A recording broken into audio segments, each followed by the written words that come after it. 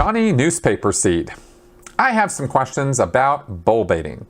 I hope I'm using the right term. I'm referring to the practice where you sit still for hours while someone tries to distract you by yelling, joking, etc. I'm currently reading Jenna Miscavige Hill's book in which she describes how her 15-year-old friend had to endure what were basically hours of verbal sexual harassment when a fellow student kept commenting on the shape of her breasts. That made me wonder, is there a script or any guidelines or limits as to what may or may not be said to a person during these exercises? Hypothetically, if someone decided that the best way to get a reaction was to ridicule and insult Hubbard or question his teachings, would he or she still get in trouble afterwards? Will personal information be used to get the trainee to react? If they're black or gay, might racist or homophobic slurs be used? And as far as you know, have any of these sessions ever resulted in broken up friendships or even physical altercations? Going back to Jenna Miscavige's example, I'd imagine that things between her friend and the other student got pretty awkward later, no matter the context. But maybe I'm putting too much of an outsider's perspective on it. What exactly is the point of this exercise? Is it to train auditors not to react emotionally to even the most absurd or upsetting things an auditee might say? Or is it supposed to toughen you up like some kind of military drill?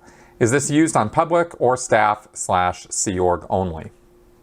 All right, the TRs and TR0 Bullbait. All right, so I'm not going to do a whole little seminar right now on all the TRs. There will eventually be a video in my Basics of Scientology series about Scientology's theories, or Hubbard's theories about communication, and these drills, because the drills are all focused around improving one's communication skills.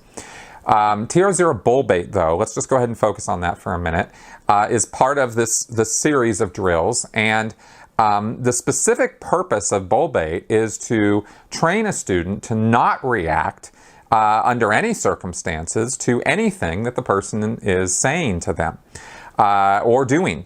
You know, just sit there and comfortably, easily, relaxedly confront the person in front of you no matter what they're doing, so that you don't get tongue-tied or startled or thrown off or in any way nervous or anxious or you know, reactive to what anybody anywhere says or does to you. So basically you're able to maintain control and stay in charge and be composed and be centered and focused on what it is you're trying to say or do, despite people, you know, ridiculing you or throwing you off. And I'm going to say that that's a skill that actually has some merit and value in real life.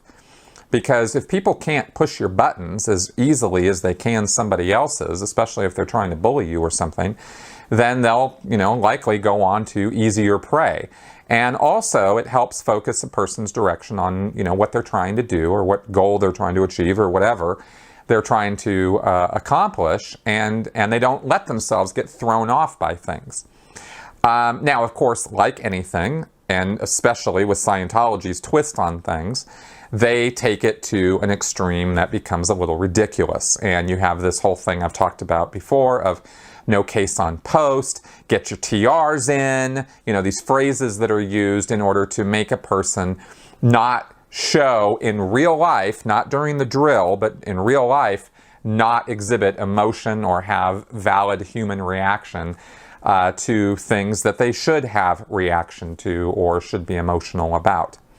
All right, now as far as Bullbait goes, though, and the most important part about the drill is, like the other TRs, these were made to train auditors. They were not made so that people would be able to talk a little better in real life. That was sort of a side effect of the TRs. That was something that you know, the social value of TRs and the use that they would have in business or in, you know, in personal relationships, that was all secondary to what they were made for, which was to train auditors.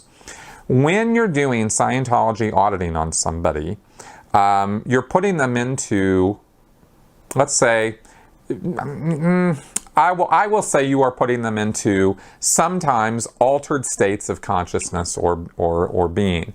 You're sending them back into their past. Sometimes you're having them relive in their mind incidents of trauma and stress and real pain and suffering that they have experienced.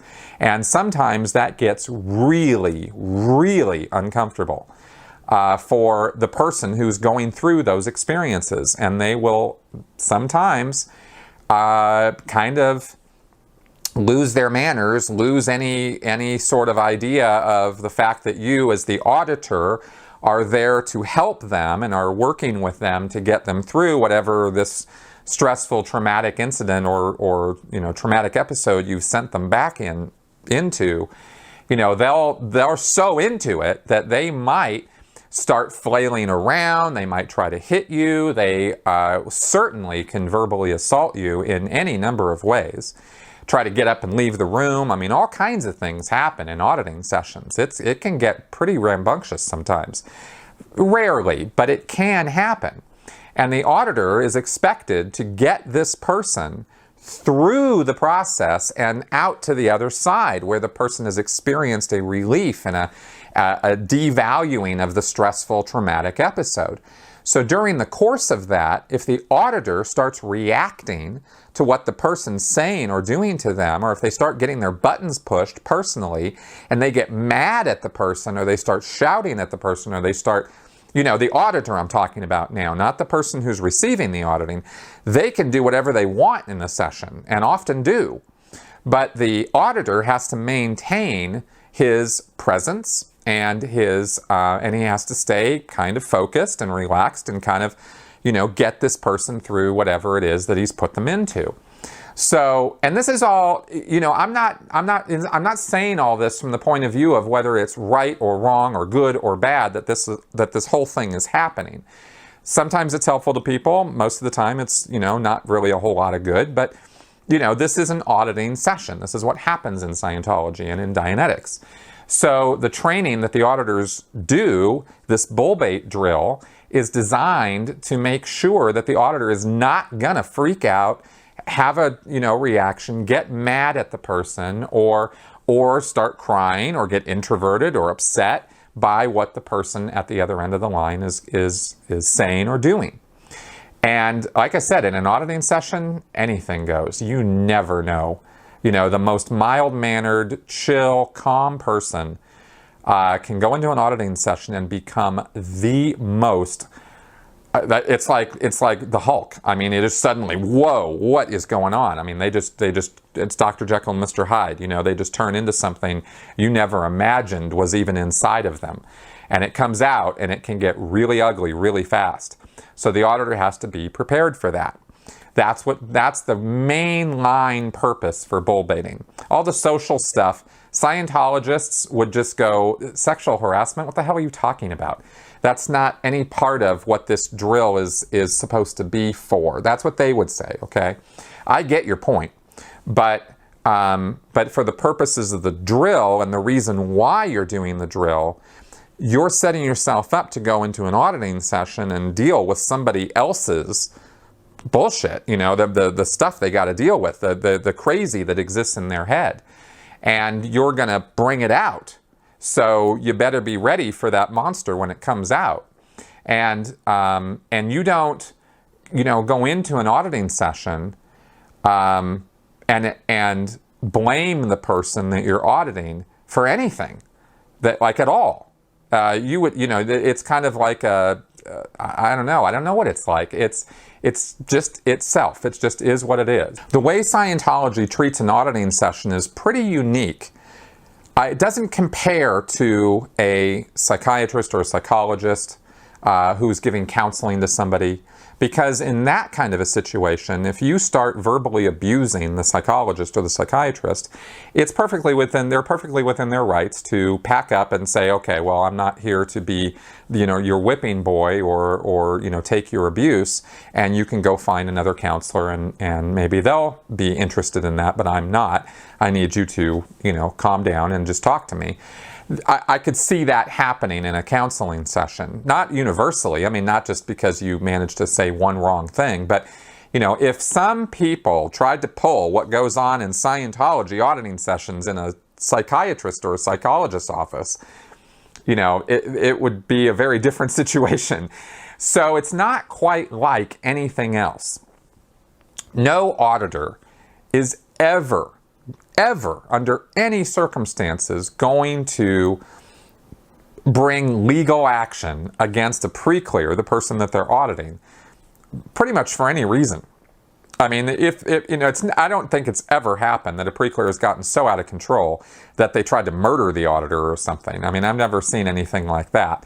But even then, the auditor's job is to be in charge of the room, the environment, and what he's doing in getting this pre-clear through the counseling process. Okay? I think I got that point across pretty well. So in social situations, all of this applies to a much lesser degree. Scientologists don't enjoy having people yell and scream at them or getting in their face or verbally taunting or assaulting them more than anybody else does. In real life circumstances, they're not interested in tolerating or putting up with that any more than anybody else is.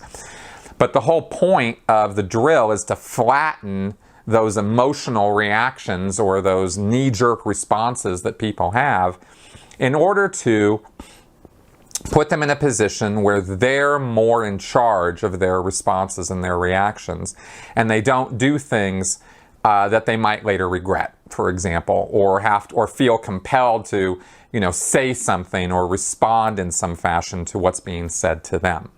So anything goes in a bull baiting session, so long as when they're sitting across from each other doing the drill, I'm sitting here and I'm going to confront you, and that means I'm really just going to sit here and not react.